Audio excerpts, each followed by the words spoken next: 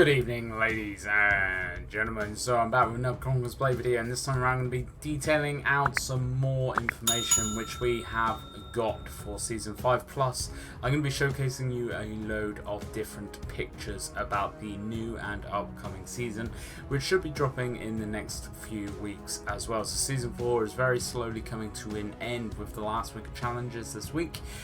We will likely be having a gap of about 3 to 4 weeks, I would say, probably between seasons. That's usually about the gap difference between seasons. So expect Season 5 to drop in about just over a month's time, I would put money on. There's no official release date yet, and there's no official news yet either, apart from the news article that they put on the website about late last week.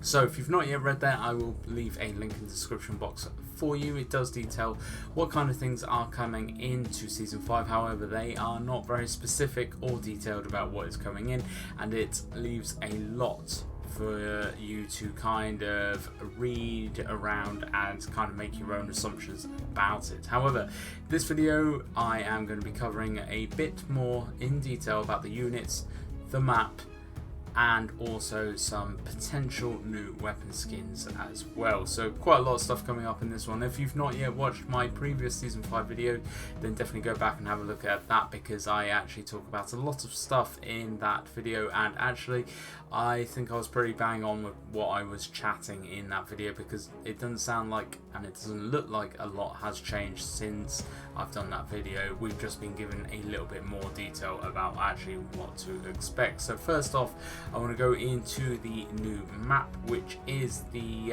Sea of Tranquility map, and it looks like the capital is actually based right on the shoreline as well, which is going to make quite a fun little different kind of map, quite a unique map, because all the other borders, all the other regions are landlocked. There's no real sea around them.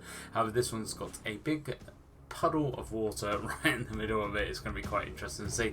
These other pictures that I'm just flashing up now as well show the region, and it looks very vibrant, it looks very colourful, and it looks very welcoming as well. I expect when the Season 5 drops, a lot of houses are going to be going down to this region to explore it and take fiefs over in it. It looks very comparable in size to all the other regions, and there's not been any news about any new materials for crafting or any new kind of things that the region's going to bring, which is going to be interesting to see actually how many people do go down there, because it is a whole nother region away from the borderlands then. So it's going to be interesting to see how many people do go down to that region and do stay in that region for the season as well, or are people going to migrate up through from that region up to the borderlands, which is what they do currently right now. It's going to be quite interesting to see, but from all these pictures it does look very vibrant, it looks very welcoming, it looks very colourful, which I think the game is lacking somewhat. Hopefully with this as well,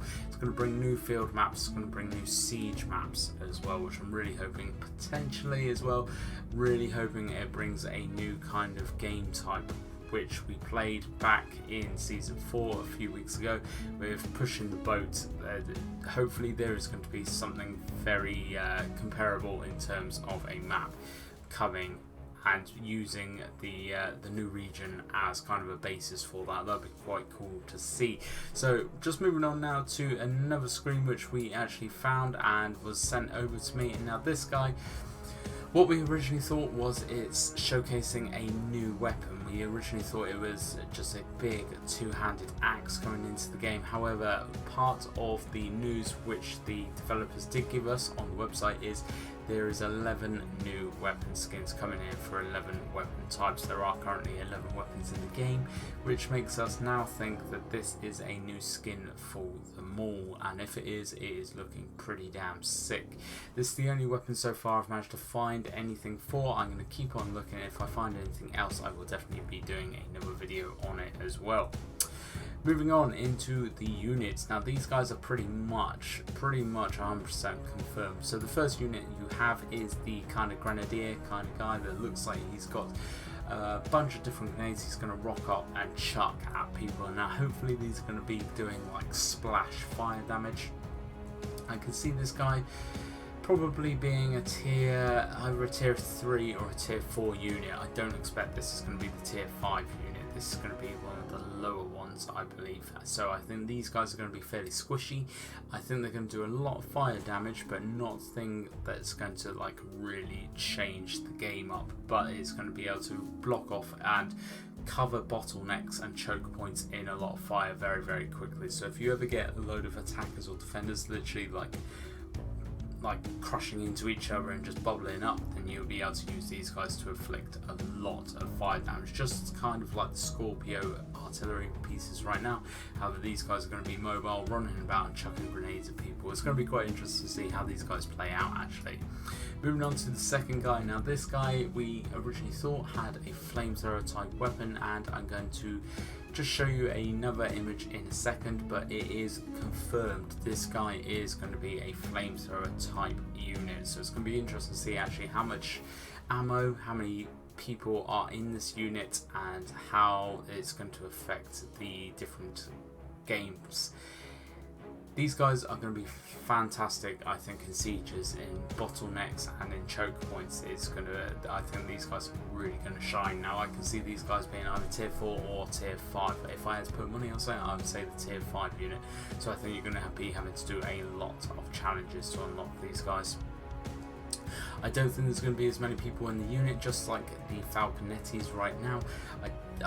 I reckon at most it's going to be 6 or 8 of these guys in a unit, and these guys are going to spread fire literally everywhere. It's going to be interesting to see how much damage they actually do pump out. But the picture that does confirm these are a flamethrower type unit is just coming up onto the screen for you now. So this is the Legacy of Fire Season pre-order. This is not for us, this is for the Frontier, but in the background there you can clearly see this dude using a flamethrower, so it's pretty much confirmed this is what that unit is. So that's all the latest information. These are all the latest pictures we've had from the new season. If there is anything that I have missed, or if there's anything that you've seen which I haven't yet covered, please do let me know either through the comments below in YouTube, or give me a Discord message, because that's the best way of getting hold of me. Thank you very much for watching, folks, and as always I hope you've enjoyed this one, and as always I hope to catch you out on the battlefield.